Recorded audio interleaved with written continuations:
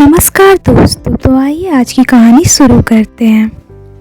आज घर के पास वाले होटल में ही नेहा के बेटे के जन्मदिन की पार्टी थी। तो उसने पार्टी में अपने देवर और देवरानी ज्योति और विवेक को भी बुलाया था। गोलू के सभी दोस्त अपने मम्मी पापा के साथ उस पार्टी में आए हुए थे। सभी अच्छे खासे परिवार से लग रहे थे और बेचारी कमला जी पार्टी की पूरी देखरेख फटेहाल कपड़ों में करने में लगी हुई थी। खाना उन्होंने अपने हाथों से बनाया था। कमल जी के एक सहयोगी को इमरजेंसी में घर के लिए निकलना पड़ा तो उसके हिस्से का काम पर कमला जी ही देख रही थी। अभी कमला जी बर्तनों का ढेर साफ कर रही थी कि तभी उनकी छोटी बहू ज्योति अपने पति और अपनी कुछ सहेलियों के साथ वहां पहुंची। तो कमला जी को ऐसे फटे हाल बर्तन साफ करते देख ज्योति उन पर हंसते हुए बोली, अरे वाह मम्मी जी, मेरे घर से तो आप बड़ा तिनक कर आई थी और यहाँ भी आया बनी हुई है। अच्छा है, यही औकात है आपकी। इतना कहकर वह हंसने लगी तो कमल जी की आंखों के कौर भीग गए। अरे कौन बुढ़िया है ये? ज्योति की एक सहेली ने उससे पूछा। तो ज्योति हंसते हुए बोली, अरे यह गवार बुढ़िया है, इस होटल की नौकरानी, और कुछ नहीं। देख नहीं रही कैसे मैले कुचले कपड़ों में बर्तन साफ कर रही है? और वह बूढ़ा तो रहा नहीं तो इसको महारानी की तरह रखेगी कौन? इसकी औकात बस अब इतनी सी है कि लोगों की जूठे बर्तन साफ करे और उनका बचा हुआ जूठा खाना खाए और कुछ नहीं। इतना कहकर सारे बेशर्मों की तरह हंसने लगे। अपना इतना अपमान होते देख कमला जी की आंखों से झरझर आंसू बहने लगे कि तभी कमला जी का बड़ा बेटा मानव और बहू नेहा कमला जी के पास दंदनाते हुए आए और उनसे तमकते हुए बोले, माँ अभी तक आपसे यह काम भी नहीं हुआ। रोटियां तो आप इतनी तोड़ती हैं पर काम के टाइम पर आपके हाथों में जैसे मेहंदी लग जाती है। जाइए अब यहाँ से बबूल को तैयार करके लाइए। पता है ना उसका सरप्राइज़ देना है। उसको तैयार किया आपकी मरी हुई माँ करेगी आकर, नेहा भी इतराते हुए बोली। कमला जी ने सुबकते हुए बुए हाँ मैं गर्दन हिला दी और वहाँ से घर के लिए आ गई। यह सब देखकर ज्योति अंदर ही अंदर मुस्कुरा रही थी और नेहा के पास जाकर बोली, अच्छा क्या भाभी, इस बुढ़िया के साथ ऐसा ही होना चाहिए। अरे मेरे घर में इतना अक्कड़ दिखाती थी और यहाँ देखो इसी लायक है ये। नेहा ने उसकी बात को नज़रअंदाज किया और वहाँ से पार्टी का सारा जाकर इंतज़ाम देखने लगी। सारी तैयारी बहुत अच्छे से हो चुकी थी, सभी मेहमान भी आ चुके थे, लेकिन अब इंतज़ार था तो उस खास इंसान का जिसके लिए यह शानदार पार्टी रखी गई थी कि तभी दरवाजे पर एक चमचमाती हुई कार आकर रुकी और जैसे ही वह महिला कार से उतरी तो दो लड़की स्वागत करने के लिए आगे बढ़कर उन पर फूलों की बारिश करने लगी। उस औरत को देखकर ज्योति और विवेक की दो आंखें फटी की फटी ही रह गई और उसके मुंह से अनायास ही निकला, मम्मी जी आप? कमला जी को ऐसे सामने देखकर ज्योति का मुंह खुला का खुला ही रह गया। उसे अपनी आंखों पर विश्वास ही नहीं हो रहा था कि अभी की यह कमल जी है या कोई और। नेहा उसके पास जाकर अपने हाथ से उसका मुंह बंद करते हुए बोली, मुंह बंद कर लो ज्योति, नहीं तो मक्खी घुस जाएगी। ज्योति नेहा से चौंकते हुए बोली, पर भाभी यह सब कैसे? अभी अभी तो मम्मी जी। नेहा मुस्कुराते हुए बोली, तुम्हें क्या लगा था ज्योति कि यह पार्टी मेरे बेटे के जन्मदिन की है? नहीं, यह मम्मी जी के सक्सेस की पार्टी है। अभी अभी जिस कार से मम्मी आई है उसकी कीमत 20 लाख है। वह सब मम्मी जी ने खुद अपने पैसों से खरीदी है और वह जो सामने मेज पर एक बॉक्स देख रही हो, जब वह अभी कुछ देर में खुलेगा तो तुम्हारी आंखें और भी फैलकर चौड़ी हो जाएगी और यह सभी लोग जो पार्टी में मौजूद हैं, यह सभी मम्मी जी के टीम मेंबर हैं। ज्योति और विवेक को तो हैरानी हो रही थी और सच्चाई सामने होने के बाद भी उन्हें यकीन नहीं हो रहा था कि यह सच है या कोई भ्रम। कमला जी अपने गेस्ट से हाथ मिलाकर उनका अभिनंदन कर रही थी, पर ज्योति का सर तो सोच सोच कर ही चकरा रहा था कि यह क्या हो रहा है। सोचते सोचते वह उन यादों में खो गई जब कमला जी उसके घर पर आई थी। किसने कहा था तुम्हें कि अपनी माँ को यहाँ ले आओ? पूरे दिन दफ्तर में रहते हो और मेरे सर पर इन्हें छोड़कर चले जाते हो। एक पल मुझे आराम से बैठने नहीं देती है। जैसे ही मुझे बैठे हुए देखती है चाय की डिमांड कर देती है। चाय ख़त्म नहीं होती कि कुछ खाने के लिए मांग लेती है। अरे इस उम्र में भी पूरे दिन मुंह चलाती रहती है। जितनी जल्दी हो सके इन्हें भैया के घर छोड़ आओ, वरना मैं मायके चली जाऊंगी। ज्योति अपने पति विवेक से कहती है। विवेक बोला, तुम समझती क्यों नहीं, माँ ज़्यादातर तो भैया के पास ही रहती है। ऐसा ना हो कि भैया ये बोले कि माँ की जिम्मेदारी सिर्फ उनकी नहीं है। और एक बात बताओ, जब माँ भाभी के पास रहती है तब भाभी तो कभी नहीं शिकायत करती हैं। माँ तो आना भी नहीं चाहती थी, वो तो मैं ज़बरदस्ती ले आया कि लोगों को ये ना लगे कि सारी जिम्मेदारियाँ भैया ही उठा रहे हैं।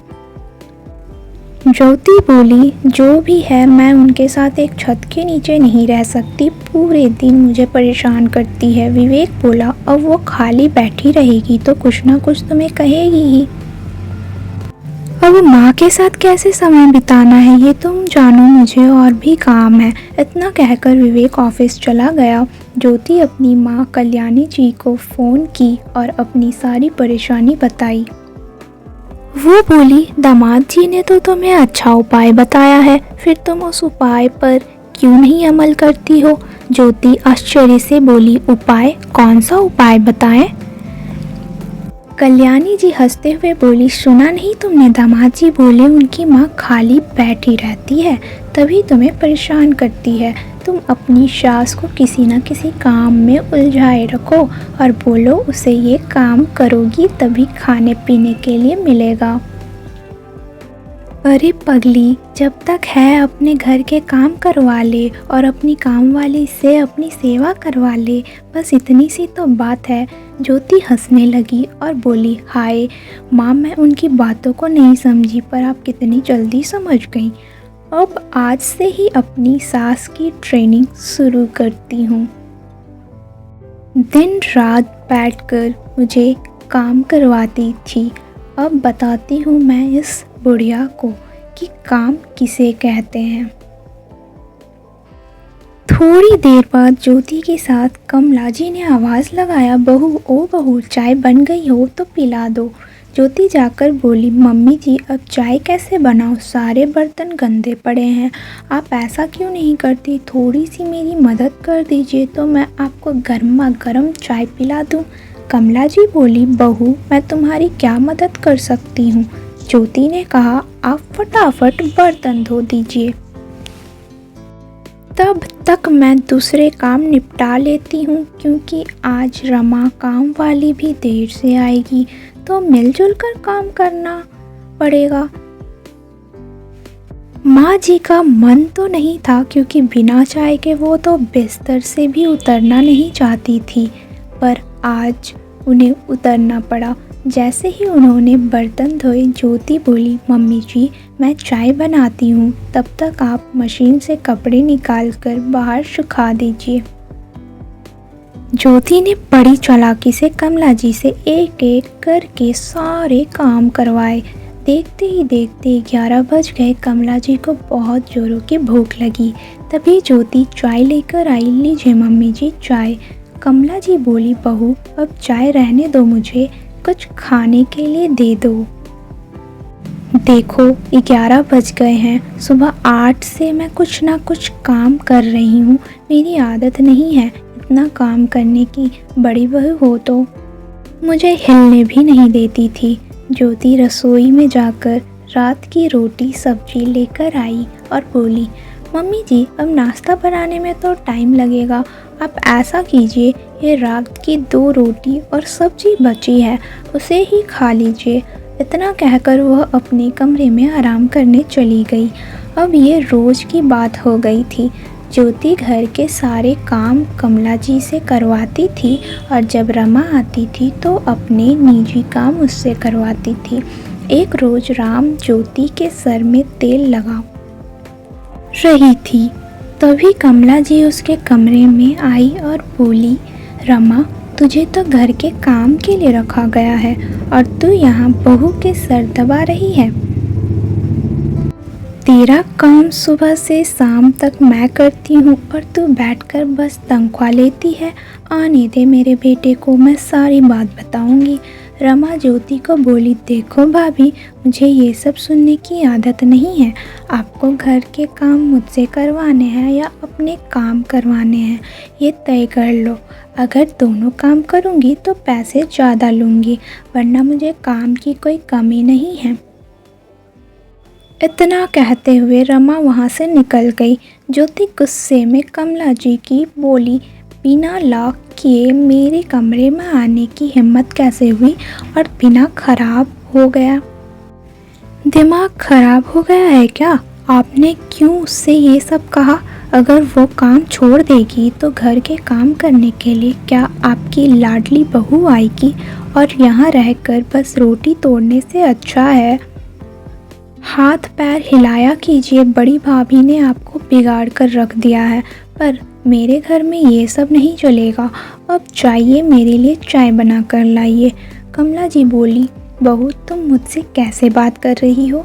मैं तो बस इतना कहने आई थी कि मुझे भूख लगी है, कुछ खाने को दे दो। ज्योति बोली, हे भगवान, इनका पेट है या कुआं, दिन भर खाती रहती है फिर भी नहीं भरता है। जाइए फ्रिज में ब्रेड होगा वह लेकर खा लीजिए, लेकिन उससे पहले मेरे लिए चाय बना दीजिए।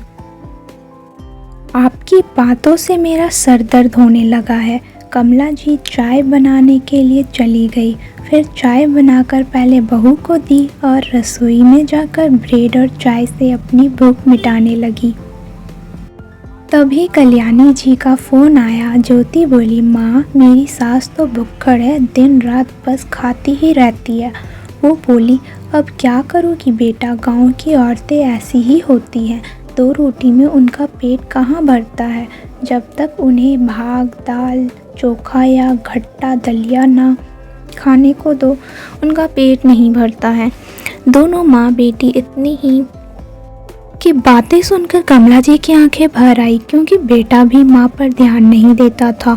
आते जाते सामने माँ दिख जाए तो हाथ जाल भी नहीं पूछता था। एक शाम कमला जी बेटे से बोली, बेटा विवेक मुझे अपने भैया के पास पहुँचा दो, मुझे उसकी बहुत याद आ रही है। वो बोला, माँ आप कहीं भी टिक कर नहीं रहती हैं, यहाँ आपको किस चीज़ की कमी हो रही है? खाने पीने के लिए मिल ही रहा है तो भैया के पास क्यों जाना चाहती हो? लोगों को आप क्या बताना चाहती हैं कि हम लोग आपका ध्यान नहीं रखते, खाने पीने नहीं देते? ज्योति आई और बोली, सुन रहे हो ना? और सुनो, दिन रात खाती रहती है फिर भी इनकी भूख मिटती नहीं है। कमल जी आंखों में आंसू लेकर बोली, बहू तुम्हारी माँ की तरह मुझे भी भूख प्यास लगती है। हाँ वो बात अलग है कि तुम्हारी माँ घर का एक काम नहीं करती, जो मैं भी कुछ दिन पहले नहीं करती थी। अब तो मैं दिन रात घर के काम में ही लगी रहती हूँ। अब मेरी उम्र देखो, क्या मेरी उम्र ये सब काम करने की है? तो भूख तो लगेगी ही। ज्योति बोली, देखा आपके सामने मेरी शिकायत कर रही हैं और ऊपर से मेरी माँ को बदनाम कर रही हैं। ये जेठानी जी ने जानबूझकर इन्हें सिखा पढ़ा कर हमारे घर भेजा है। तभी ज्योति की जेठानी नेहा का फ़ोन आया और ज्योति, मम्मी जी कैसी है? तुम तो उनकी खूब सेवा कर रही होगी। ज्योति बोली, क्या भाभी, मैं तो तंग आ गई हूँ मम्मी जी की चाय और खाने पीने की आदतों से। किसी भी वक्त खाने पीने की मांग करती हैं। कभी कभी तो रात के 11 बजे उन्हें चाय पीने की इच्छा हो जाती है। ऊपर से चाय में इतनी चीनी डालो, घर में आओ कोई मसाला चाय पीना पसंद नहीं करता, पर उनके लिए अलग से चाय बनानी पड़ती है। नेहा बोली, ज्योति तो क्या हुआ, 1 कप चाय ही तो मांगती है, और वैसे भी मम्मी जी कभी कभी तो तुम्हारे पास आती है, जितनी सेवा करनी है कर लो, फिर मौका नहीं मिल पाएगा। ज्योति मुंह बनाते हुए बोली, हाँ तो एक साथ सारी कसर भी निकाल देती है, आपने ही उनकी आदत खराब कर रखी है। आपको परेशानी नहीं होती है, पर मुझे तो होती है। ज्योति और नेहा देवरानी जेठानी थी। वे दोनों अलग अलग शहर में रहती थी। वैसे तो कमला जी को नेहा के साथ रहना पसंद था, क्योंकि वो काम के साथ साथ जुबान की भी मीठी है। वहीं ज्योति काम से जी चुराती और जुबान की बहुत तेज थी। अब माँ तो माँ होती है, बेटे और पोते के मुंह में कमला जी कभी कभी उसके पास खींची चली आई थी। कमला जी की उम्र अब काम करने लायक नहीं बची थी, फिर भी ज्योति के बीमार पड़ने पर वो बच्चों और बेटों के पसंद का खाना बनाती थी और खुद भी कभी ना नुक्कड़ नहीं करती थी। जो मिल जाता चुपचाप खा लेती थी, पर इस बार तो ज्योति ने हद कर दी। थोड़े दिन बाद ठंड पड़ने लगी। कमला जी ने ज्योति से कहा, बहू मेरे लिए मसाले वाली चाय बना दो। बड़ी बहू चाय में दालचीनी, काली मिर्च, तुलसी, अदरक और इलायची सब डालकर बनाती है। इससे मुझे बहुत राहत मिलती है। ज्योति बोली, देखो तो जरा, उनके शौक तो ख़त्म ही नहीं होते हैं। अरे मुश्किल से तो मैं अपने लिए एक चाय बनाती हूँ और आपके लिए मसाले वाली चाय बनाऊँगी। जो बनाई हूँ पीना है तो पीजिए, वरना रहने दीजिए। बेचारी कमला जी चुपचाप वह फीकी सी चाय पीकर मन मशोस के रह जाती थी। एक दिन कमला जी ने ज्योति से कहा, बहू मेरे कपड़े बहुत गंदे हो गए हैं, किसी दिन मशीन में डालकर इन्हें भी धो दो। ज्योति बोली, छी छी मम्मी जी, अगर मशीन में आपके कपड़े डालूंगी तो मशीन भी गंदी हो जाएगी। वैसे भी ठंडी का मौसम है, कपड़े कहाँ गंदे होते हैं। आप ऐसा क्यों नहीं करती, एक साड़ी 2 दिन चलाया कीजिए। अरे कपड़े धोने में सर्फ और बिजली का बिल भी तो लगता है। कुछ तो अपने बेटे का ख्याल कीजिए। जैसे जैसे आपकी उम्र हो रही है, आप बहुत स्वार्थी होती जा रही हैं। बहू की ये बातें सुनकर कमला जी की आंखों में आंसू आ गया। जैसे जैसे समय बीत रहा था, कमला जी की तबीयत बिगड़ने लगी। एक दिन उन्होंने बेटे से बहुत आग्रह किया कि तुम मुझे बड़े बेटे मानव के पास भेज दो। बार बार आग्रह करने पर विवेक ने नेहा को फ़ोन लगाया और माँ की बात करवाई। अपनी सास की आवाज़ सुनते ही नेहा सब समझ गई और बोली, मम्मी जी आप चिंता मत कीजिए, मैं कल ही इन्हें आपको लेने के लिए भेजती हूँ। नेहा ने ज्योति को फ़ोन पर कहा, ज्योति मम्मी जी पहले ही हमारी वजह से खाने पीने में कितने समझौते करती हैं, तो क्या 1 कप चाय भी तुम उन्हें ढंग से बनाकर नहीं दे सकती। ये मत भूलो कि एक दिन हमें भी इसी अवस्था से गुजरना है। तब तुम्हारी बहू तुम्हारे साथ ऐसा करेगी तो तुम्हें कैसा लगेगा। वो बुजुर्ग हो गई है, ठंड सह नहीं पाती। अगर मसाला चाय पीकर उन्हें अच्छा महसूस होता है तो तुम उन्हें बनाकर नहीं दे सकती। ज्योति बोली, क्या मम्मी जी ने आपको मेरी शिकायत की। नेहा बोली, शिकायत करने की ज़रूरत ही नहीं है, उनकी आवाज़ से मैं समझ जाती हूँ। उनको ठंड के दिनों में चाय से राहत मिलती है, पर वहाँ तुम्हारे घर में मिल नहीं रहा है। बेहतर होगा तुम उन्हें यहीं भेज दो। इतना कहकर नेहा ने फ़ोन रख दिया। ज्योति गुस्से में कमला जी के कमरे में गई और बोली, आपको हिम्मत कैसे हुई मेरी शिकायत जेठानी जी से करने की, और आपको क्या लगता है वो मेरा क्या ही बिगाड़ सकती हैं? मैं सब समझती हूँ, वो आपको अपने पास क्यों रखना चाहती हैं।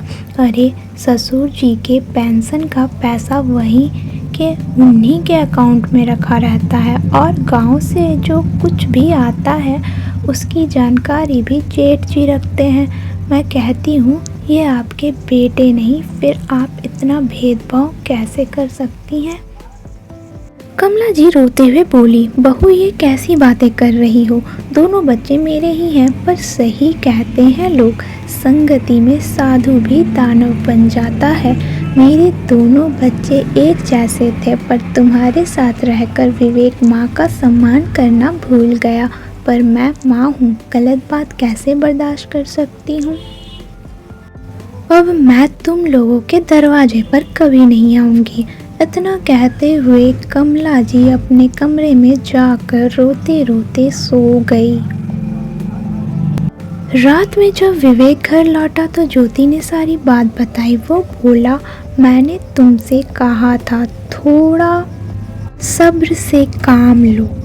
अगर माँ नाराज हो गई और भैया से सारी बात बता देगी, कल को हमें कुछ नहीं मिलेगा। बेहतर होगा जाने से पहले माँ से माफ़ी मांग लो। ज्योति एक थाली में रोटी सब्जी खीर लेकर कमला जी के कमरे में गई। कमला जी ने कहा, नहीं बहू, अब मुझसे खाया नहीं जाएगा, जाओ तुम लोग खाना खा लो। ज्योति झूठ मूठ का आंसू बहाते हुए बोली, मम्मी जी मुझे माफ़ कर दीजिए, मुझे लगा आप मुझसे ज़्यादा भाभी को प्यार करती हैं, इसलिए मुझे यह गलती हो गई। कमला जी बोली, बहू माँ बच्चों के साथ कभी भेदभाव नहीं करती। माँ तो वो होती है जो अपना पेट काट कर बच्चों की भूख मिटाती है, पर तुम मेरी भूख का मजाक उड़ाती रही। तभी विनय वहाँ आया और बोला, इसे माफ़ कर दो, अब क्या किया जाए। इसकी माँ इतनी समझदार नहीं है जो इसे अच्छे से समझा सके। अब गुस्सा थूक दो और खाना खा लो। कमला जी बोली, बेटा इसमें इसका भी दोष नहीं है, इसे तो अपनी माँ की भूख दिखेगी ही, पर तुम्हें तो अपनी माँ का दर्द भी नहीं नजर आया। तुम मुझे ले तो आए, पर एक दिन भी तुमने ये नहीं देखा कि तुम्हारी माँ ठीक से खा रही है कि नहीं। दोनों पति पत्नी ने कमला जी को मनाया और खाना खिलाया। अगले दिन शनिवार को मानव माँ को लेने पहुँचा। माँ से मिलने से पहले ही विवेक और ज्योति ने कहा, पता नहीं मन को क्या हो गया है, बहकी बहकी बातें करती है, रात में नींद में चलने लगती हैं, खाना खाती है फिर भूल जाती हैं, लगता है दिमागी हालत ठीक नहीं है। कमला जी की नज़र जैसे ही मानव पर पड़ी, बेटे से लिपटकर वो फूट फूट कर रोने लगी और बोली, मानव मुझे घर ले चल।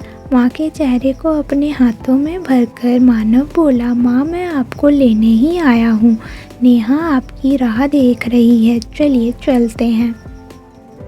कमला जी झट से अपना कपड़ा झोले में रखने लगी। मानव विवेक से बोला, मैं ज्योति को कुछ नहीं कह सकता क्योंकि वो पराई है, पर हमारी तो माँ है, इनका दर्द हम नहीं समझेंगे तो कौन समझेगा। याद रखो, आज ना कल हमें भी इसी अवस्था में आना है, और हमारे बच्चे अगर हमारे साथ ऐसा व्यवहार करेंगे तो हमें कैसा महसूस होगा। जब माँ हमारी भूख समझ सकती है तो क्या हम अपनी भूखी माँ की भूख नहीं मिटा सकते। उम्मीद करता हूँ समय रहते तुम समझ जाओगे। इतना कहकर वो कमला जी को लेकर वापस चला गया। वहाँ जाने के बाद कमला जी ने रो रो कर एक एक बात उन लोगों को बताई। नेहा के सब्र का बांध टूट पड़ा। उसने ज्योति को फोन लगाया और खूब खरी खोटी सुनाई कि तुम्हारी हिम्मत कैसे हुई मम्मी जी के साथ ऐसा व्यवहार करने की। अरे सास की सेवा नहीं करती हो और उनसे घर का काम करवाती हो, शर्म नहीं आती क्या? अपनी माँ से तुम नौकरों वाले काम करवाओगी? तुमने जो किया है उसके बाद तुम्हारे साथ रिश्ता रखना है या नहीं ये तो समय ही बताएगा। इतना कहकर नेहा ने फ़ोन रख दिया। विवेक और ज्योति समझ गए कि उनकी पोल खुल चुकी है। दोनों आनन फानन में कमला जी से माफ़ी मांगने आए। कमला जी बोली, मानव और नेहा, तुम्हें अगर इन लोगों के साथ रिश्ता रखना है तो रखो, पर मैं इन दोनों का मुंह नहीं देखना चाहती। अरे इन लोगों ने तो मेरे साथ ऐसा व्यवहार किया जो अपने दुश्मनों के साथ भी नहीं करते। याद है ना ज्योति बहू, तुम मुझे एक चाय के लिए तरसाती थी। क्या मेरे बेटे के घर में मेरी यही इज्जत थी? अगर हाँ तो मैं ऐसे बेटे के साथ कोई रिश्ता नहीं रखना चाहती हूँ। ज्योति बोली, ठीक है माँ जी, आपको अगर यही सही लगता है तो ससुर जी की संपत्ति से हमारा हिस्सा हमें दे दीजिए। ज्योति के मन की बात उसके जुबान पर आ गई। नेहा आश्चर्य से उसे देखने लगी। वो कुछ कहती उससे पहले कमला जी उसे एक थप्पड़ लगाते हुए बोली, बेशर्म औरत, सेवा तुमसे किया नहीं जाता और मेवा चाहिए। अपनी माँ को भरपेट खाना खिलाती होगी और मुझे भूखी प्यासी रखती थी।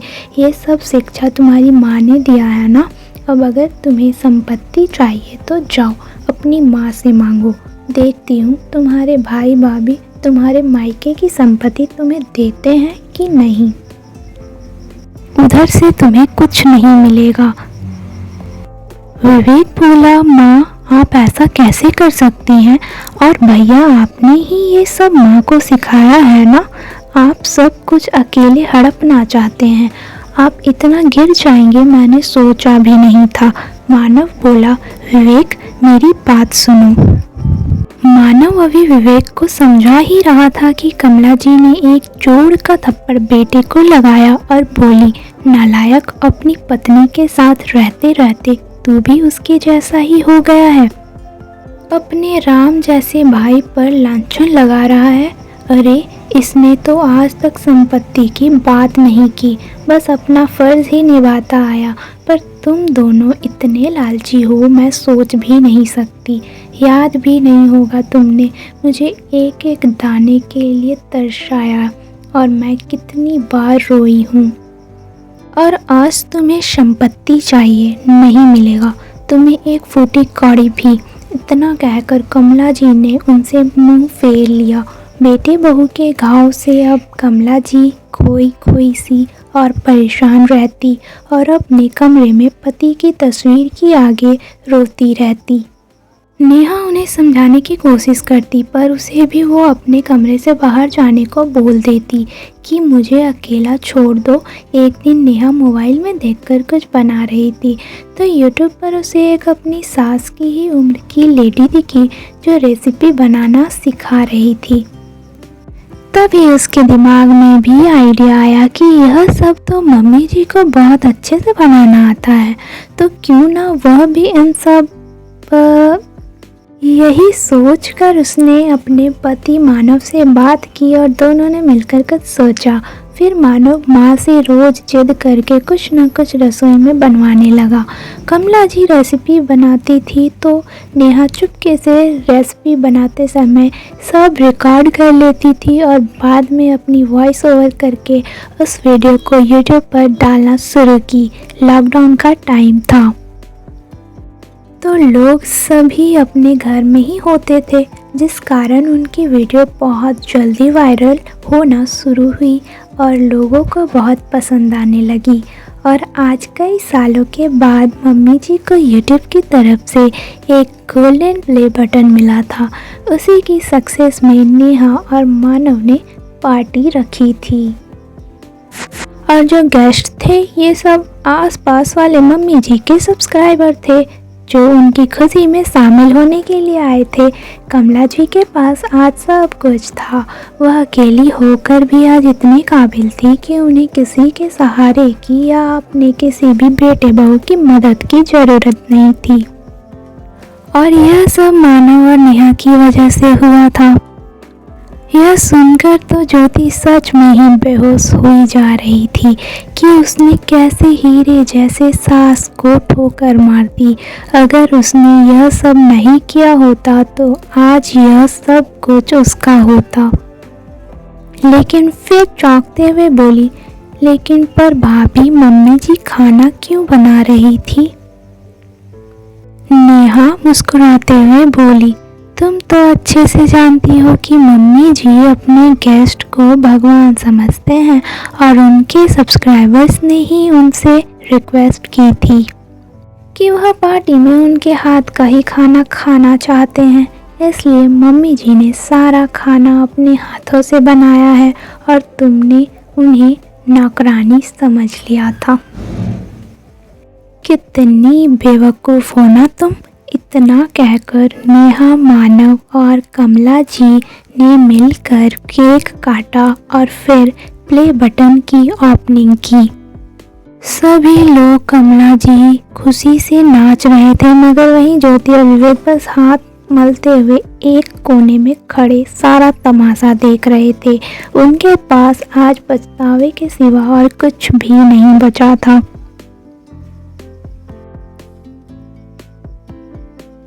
कमला जी ने अपने छोटे बेटे से रिश्ता तोड़कर सही किया या गलत, अपने राय विचार कमेंट सेक्शन में ज़रूर बताएं। यहाँ तक आने के लिए आपका कोटि कोटि धन्यवाद।